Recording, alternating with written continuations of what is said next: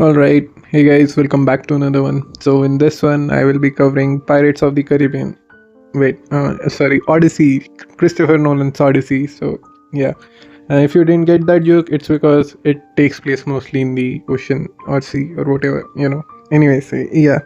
So, alright, let's get into it. So, my spoiler free review would be it's a good movie. It's more of a experiential movie, rather than you are there for the plot. You want to experience it in a way because like the shots are really beautiful and background score isn't as good as Oppenheimer or Interstellar, which sticks with you. It's there, you are enjoying it in the moment, but you don't really remember it after movies ended. So yeah, I mean, background music isn't the biggest deal. The biggest thing was the controversy over the casting and Elliot Page's character and Lupita Nyong'o's character. So about that, I feel like it was quite blown out of proportion. Those characters barely had 10 minutes of screen time or so. I mean, and they did decent for their part. You don't really feel like, oh, the movie lost the plot with this one, they shouldn't have. It's just that like the whole thing that Elliot Page's character would be Achilles or something. He's not. So yeah, it's not really a big deal. And the plot isn't like anything crazy. It follows somewhat a linear structure, like not completely, but it's different from Nolan's other movies, like where you go to the end, then you come to the beginning, then you go in the middle. It's not like that. It all right, I will have like somewhat spoilers in here, but it's like a 3000-year-old or something story, so I'm sure most of you are spoiled by now. And yeah, I would also say that if you are planning on watching this, it I would recommend that you go in with somewhat well, basic knowledge about who these people are. It would help the experience. I thought that if I would go in without learning anything about the Odyssey or such, it would be a better experience. But I realized that if you know the characters, I think it would maybe be a better experience, but it's still enjoyable. And uh, I didn't I mean, I haven't watched Troy yet, but I plan on watching it later on. So you can just go in and you'll understand what's happening. You'll have a better connection with the characters if you know who they are, but it's still good. And oh, by the way, I have to say that it's been like a full circle for me now. I think I first started with the Oppenheimer video, or was it Mission Impossible? I'm not sure, but it was either of them, and that was like the first video. So yeah. Anyways, who cares? Moving on. So all right, the basic plot of the story goes so Ulysses or Odysseus wakes up at an island with Calypso. And by the way, I am not really great with names, so I would just take the name of the actors.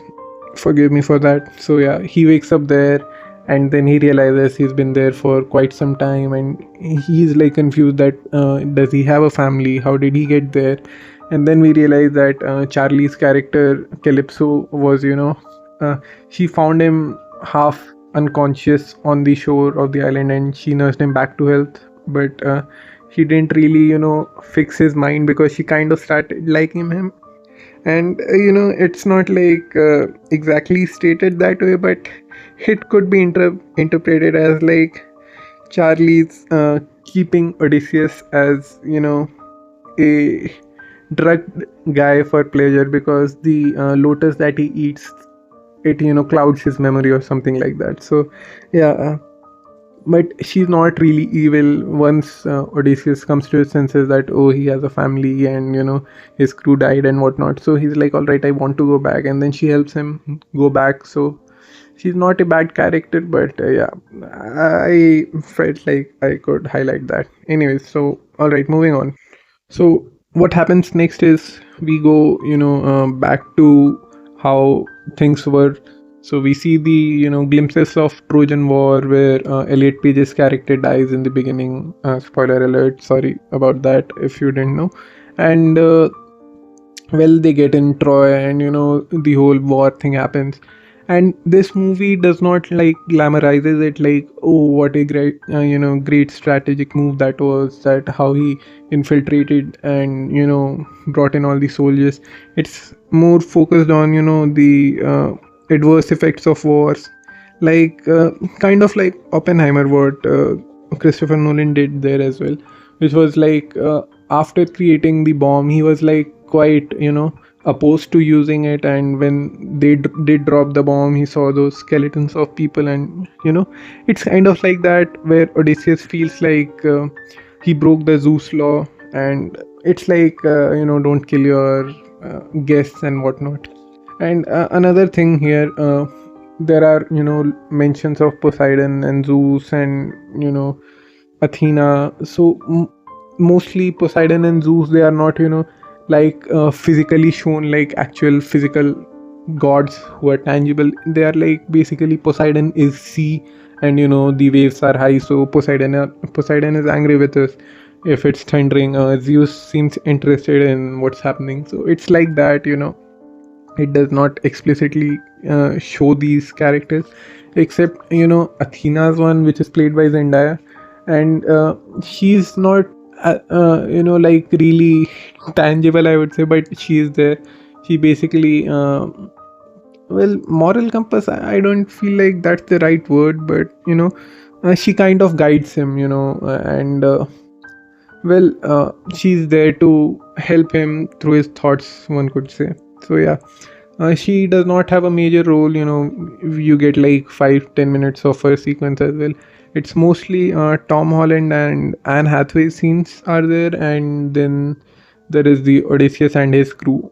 So the story goes basically like island to island, the crew of Odysseus going, and well, there was all right. The first island that they go to, they encounter a Cyclops there who's like related to Poseidon, probably his son, and they well, Christopher Nolan really portrayed him like a just if you have seen the movie Barbarian, it came out like a few years ago. The Cyclops looked quite like the actual monster from that movie, because he's just like really tall, kind of lanky dude who's naked and has like one eye. He's not he does not look that monstrous, kind of deformed, and there we see that there is the whole crew which follows Odysseus to the cave of the Cyclops, and a lot of people die there because they wanted the whole flock of sheep, and kind of like greed. And then they move on to another island where they see these giants who are like in silver armor, which kind of reminded me like Game of Thrones at times, the costumes, by the way. The In the Trojan War, the costumes were quite similar to the ones we saw in the Night of the Seven Kingdom, and those huge knights kind of reminded me of the Mountain, or the Hound. That's what they look like. And yeah, those scenes were quite good. And the other thing that was initially stated, that the outfit and the armor, that does not look very realistic. So most of the time the crew is moving from one place to another, so there is not much of a fighting, you would say. It's not like an action packed movie, it's more of a adventure in a way, going from one to another place till Odysseus reaches home. And it's basically like a homecoming story. And the armor that they have, it does look quite dripped out. Like if I had those things, I'm not taking my helmet off. Like that looks cool. And I get, there was this scene where Odysseus opens the great gates to let the army inside the during the Trojan War. You see that the guy in the middle, it's like that guy is tripped out. All right, we see the fit, that kind of thing. So yeah, that was quite sick. And yeah, so they move on to the different island. They barely survived the those giants in the metal thingies, and well, there they encounter this witch who turns the Odysseus's crew into pigs because they were eating like pigs. And then there was this scene when she had to turn them back into humans. She does not say like revert back to your original form or anything. She says like, all right, get back to your disguises. So it's like the crew of Odysseus is like actual pigs, and the human form that we see is the disguise. So yeah, I mean, you have to like deep it really. So yeah. And by the way, this movie is like R-rated, which I mean, I'm sure it could have gotten away with a PG-16 rating as well. And yeah, and there is not much blood or violence. I mean, there are some points where they chop people up, but still, anyways. So yeah, Odysseus helps his crew get back to their human form, and he sees the what's going to happen next and how his crew will die, and he won't be able to get back home.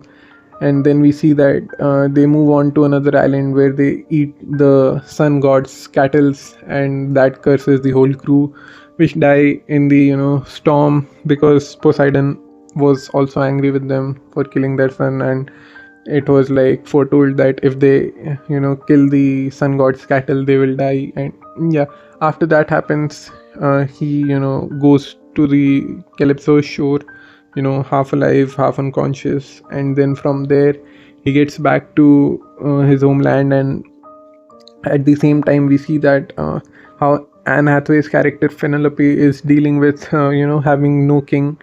And there are like people surrounding her because like they all want to get married to her so that they can become the new king. And every day they have these this feast kind of thing. And these are not good people. And Robert Pattinson's character is there, which by the way is like playing back to back to evil roles in this movie and the next Dune movie. And he really portrayed that character well. And he's like one of those characters whose like real strength is behind his armies. So in the like final sequence when they are fighting with Odysseus, he doesn't even dare to get out and grab the spears or shields or whatever. So he's like a real weak link, if I may say so. But yeah, so there is this whole thing there. And Tom Holland, now see, he is kind of the weak link in this movie because especially the dialogues at times, they get like I mean, I don't know, it just doesn't feel that reliable. Because I mean, I know it's a mythology and it didn't really happen and all those things, but I mean, we all know there are like so many mythologies that didn't happen, but people feel connected to those things. Like, say for example, Ramayana, which I feel like Odyssey has drawn inspiration from the whole thing with the bow and the marriage thing, that whoever manages to string the bow will get to marry the queen. That was quite similar. And then there was like the whole thing with not being able to go to home, or testing the wife's if she's still faithful or not. So these things feel quite connected because I mean, of course, it's like mythology. It travels with people mix their ideas, and the whole thing propagates itself. But yeah, so my whole point was that it kind of takes you out at times because Tom's character is like, so when is dad coming back? And there is this hilarious reel that I saw a few days ago, where basically Tom says that, well, I won't even have called him father because that's not really Greek. And yeah, true, but you don't really have to get that accurate. You have to get that vibe, you know what I mean? And then there was this guy who says, well, if it doesn't matter, why not just use modern terms like what up gang, seen my dad, like that. I mean, yeah, it's not funny when I say it because I'm dog shit. But anyways, no more self-deprecating humor. Getting back to the story, So Tom's character goes to this other island trying to find his dad, and he couldn't. He comes back, and his dad meets him in the middle, and well, he saves his life. And then again, his when they first meet, when Tom realizes that Matt is the father, like I am your father, Luke, that kind of thing. He does not really, you know, like express himself that much. He's like, oh, hey, you are my father. Damn, that's cool. All right, well, see you later. It's that kind of thing. But yeah, so Odysseus wins the whole thing, and he gets the exile, and his son becomes the new ruler. He leaves with his wife, which was kind of nice. I thought that Odysseus might die, and I was thinking like, man, that would be really shitty, like waiting for such a long time just to get back home and die on the first day. That would be shitty. But yeah, that didn't happen. He survived, although they did kill his dog, which was kind of sad. I mean, I have seen this happen so often recently. Like, I'm pretty sure I have seen this twice or three times in the past few months, seeing a dog die. I mean, come on, guys, let's stop killing dogs. They are really cute creatures. So, yeah. Well, so he leaves with his wife. Tom is the new king, and well, happy ending. Now, all right, I missed one more thing, and that was like the whole siren thing with Odysseus. So, like I said in the beginning, so before I watched this movie, I heard about the story of the Ulysses, which was basically like he ties himself to the ship so that he does not get influenced by the siren singing, because he knows that his will might not be greater than other men. So he just ties himself, and that's kind of a really smart thing to do. If you want to quit a habit, just avoid that thing, which works for some people, maybe does not work for everybody. But yeah, that was the thing. So I didn't know that Ulysses and Odysseus were the same thing. So yeah, that was one thing. And now talking about weak points, so I would also like to cover John Bernthal's character. It was kind of the thing between him and Tom Holland felt like it's Spider-Man and Punisher. Like, guys, come on. He didn't really molded into the character he was playing, and it felt like any moment now he's like, let me tell you something, let me tell you how your father died, let me tell you how he got lost. So yeah, that was one of the weak things. For me, it's a good movie, like I said in the beginning. It's not like see, this is completely a personal opinion kind of thing. I prefer story oriented things more than visual spectacle or experience like that. And honestly, there are like 40 true IMAX around the world, so it's kind of impossible for people to witness Odyssey as Nolan intended to. This whole film was shot on IMAX camera, and most of the people won't get to see it that way. And yeah, I mean, I don't see that as a selling point. Like, if the story is peak, and then with that you give us great visuals like the Batman. The story was great, and the visuals were so amazing. I mean, the story isn't bad here, but it's not like out of the box. Like, he'll get home, and yeah, it's good, but it's not like the perfect movie. That's what I'm trying to say here. It's really good. I would still highly recommend it. And as I said, it's like at best PG-16 rated. Like, I don't get why it's R rated, but yeah. So my overall thing is, yeah, definitely check it out. And this movie does have rewatchability. Check it out a few times, you might find some Easter eggs and whatnot. It's great visually, and the scores are good. Doesn't really stay that long with you, but it's good while you are watching it. And the miscast, that does not really hamper the story, so I don't mind it. And yeah, I guess that's it for this one. I'll see you in the next one. Thanks for watching. Bye.